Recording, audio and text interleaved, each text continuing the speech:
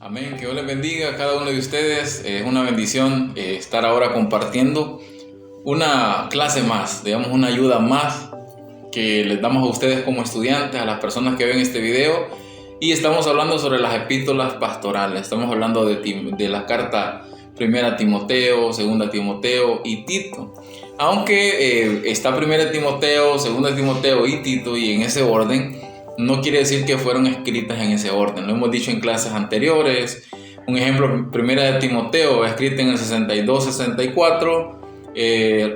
Segunda de Timoteo, estamos hablando que entre 67 y 68. Y Tito, 62 y 66.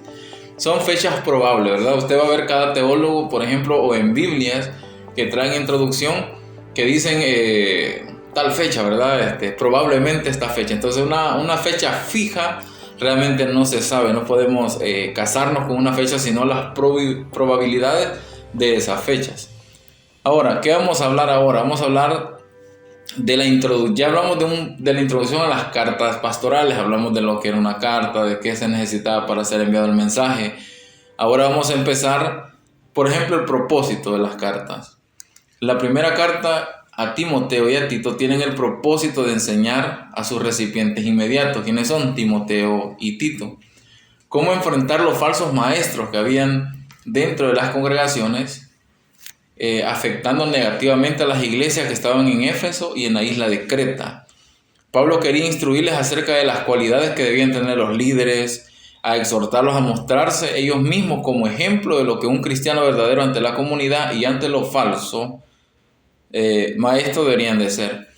Con la segunda carta, Pablo tiene el propósito de preparar a Timoteo para que después de su muerte sea capaz de resguardar y transmitir el evangelio de manera fiel a las siguientes generaciones. Hablamos también de las críticas que es en la carta de Pablo, el estilo, de manera por qué Pablo utiliza palabras, por ejemplo, en vez de usar parusía, por qué usa la palabra epifanía. Entonces, ¿por qué Pablo en las otras cartas que tiene usa un lenguaje, palabras diferentes y viene a hablar acá, por ejemplo, en estas epístolas pastorales con otro tipo de palabras? Por ejemplo, ella decía gracia y paz, aquí dice gracia, misericordia y paz. O sea, ¿por qué usa ese tipo de palabras? Y esa es la crítica que se daban.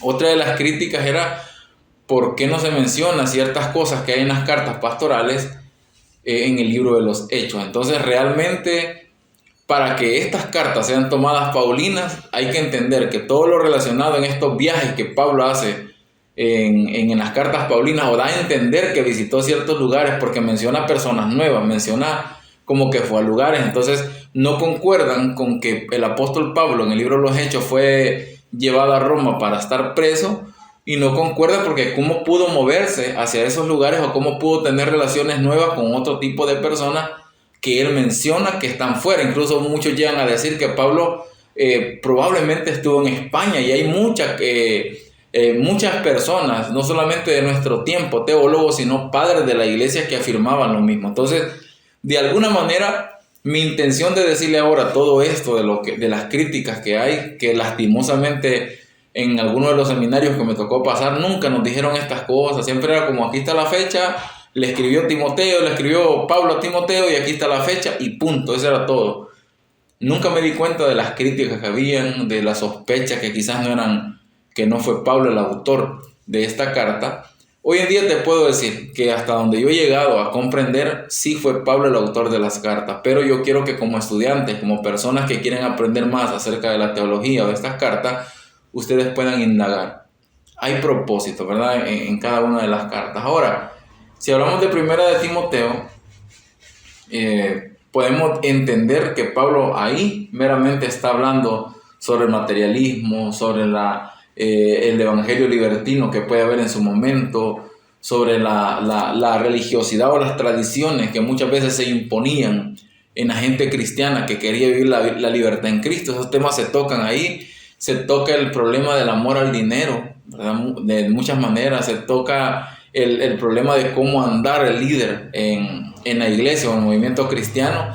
Todos esos temas los vamos a encontrar. Ahora, hay temas principales. Uno de esos temas es el papel de liderazgo en la iglesia. El papel de liderazgo en la iglesia. Entonces, la primera carta a Timoteo y la carta de Tito enfatiza la importancia del liderazgo en la vida de la congregación. La organización de la iglesia reflejada en estas cartas consiste en obispos, o sea, líderes, a los cuales también se les llama pastores y ancianos y diáconos.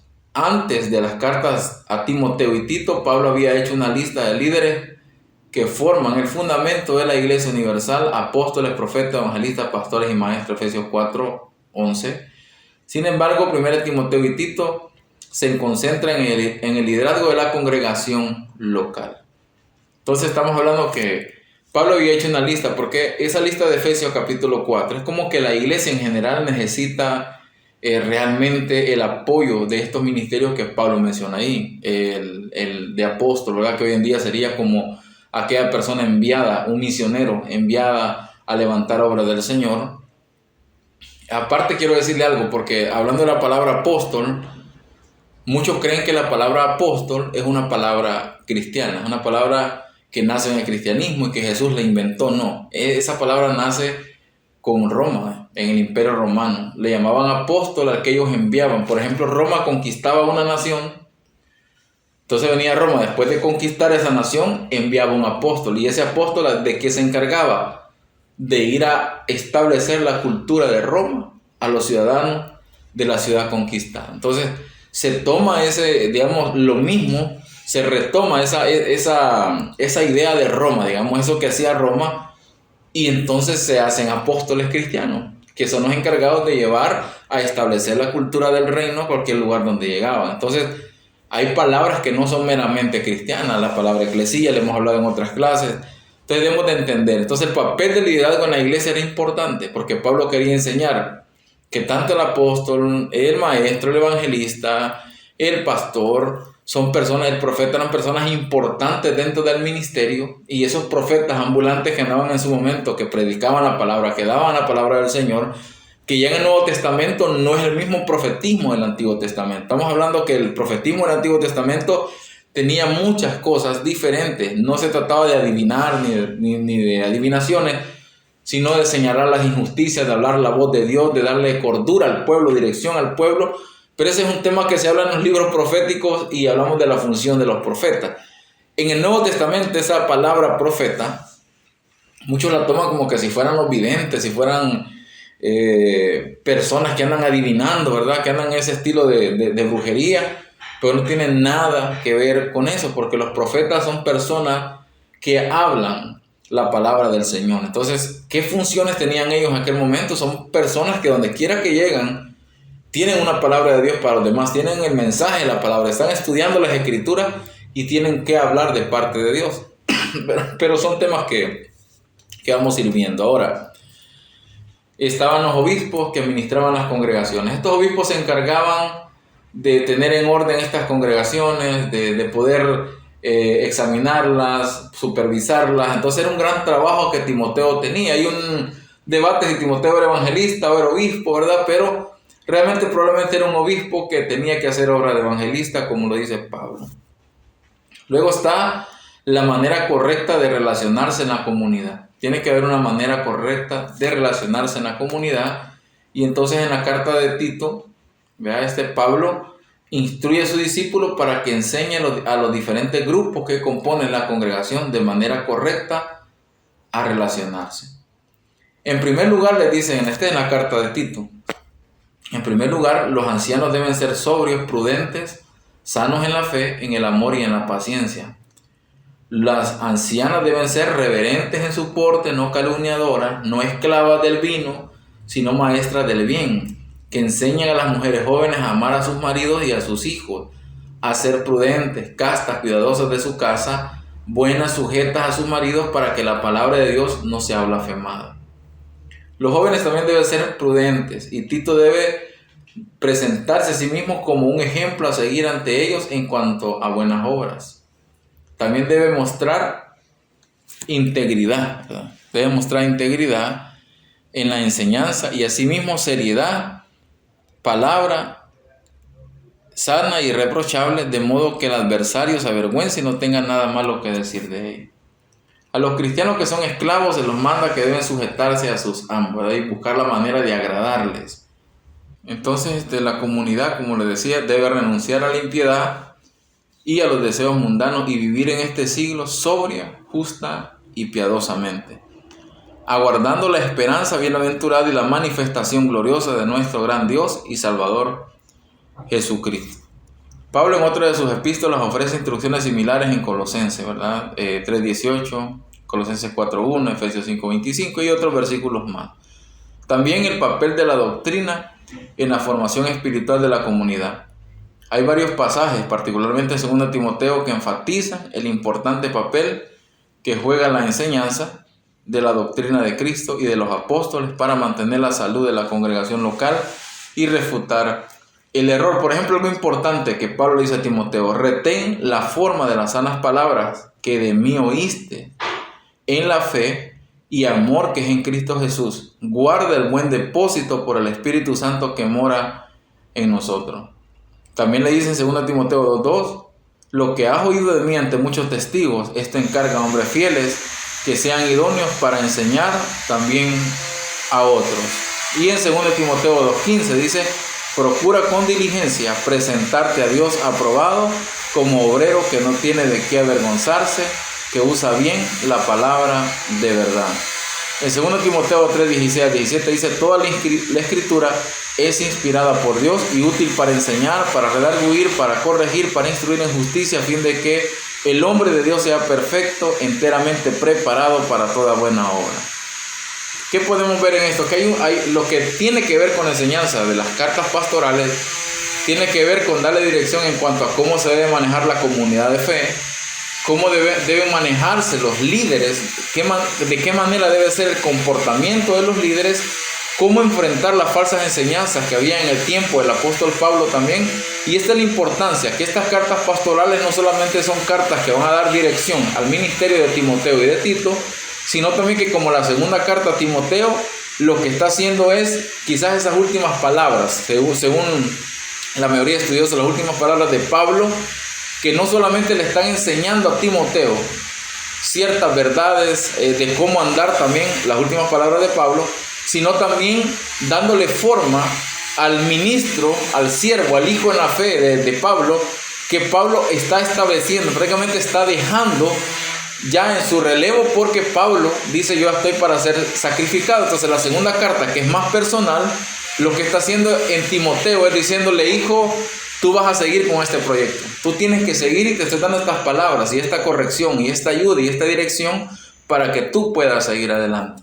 Así que luego de esto viene lo que es el resumen de 1 Timoteo. Ahora, ¿qué vamos a hacer con este resumen de 1 Timoteo? Usted tiene, si usted está estudiando con nosotros, tiene este folleto. Entonces, en la página 10 y en la página, de la página 10 hasta la página 14, de la página 10 hasta la página 14, usted va a leer ese resumen. ¿Por qué lo va a leer usted?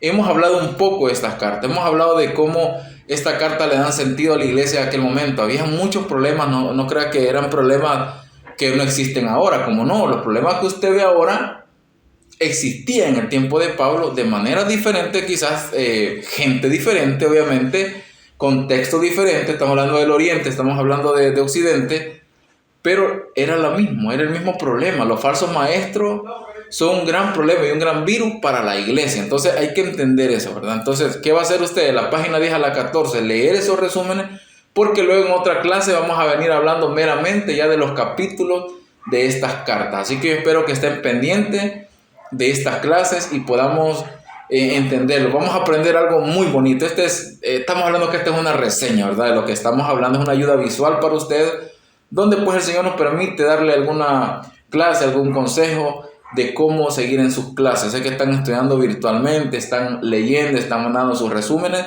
y esta es una ayuda que estamos haciendo, mejorando cada día para poder llegar hacia ustedes de esta manera. Así que estudien las cartas. Hay un comentario muy bonito de William Berkeley, si usted lo tiene. Si no lo tiene, me puede escribir a mí para mandárselo, acerca de las cartas pastorales, porque hay palabras ahí que vamos a aprender. Hay palabras. Una de esas palabras que a mí me cambió la vida, y es cuando leí la palabra griega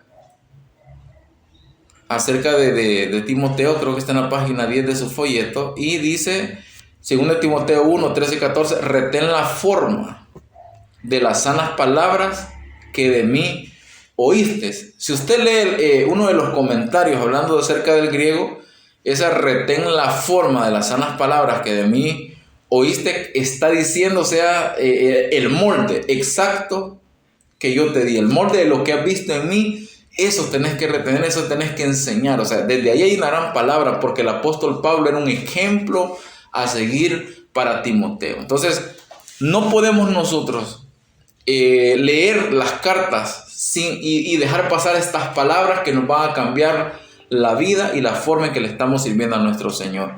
Si tiene algún comentario, usted me lo hace llegar.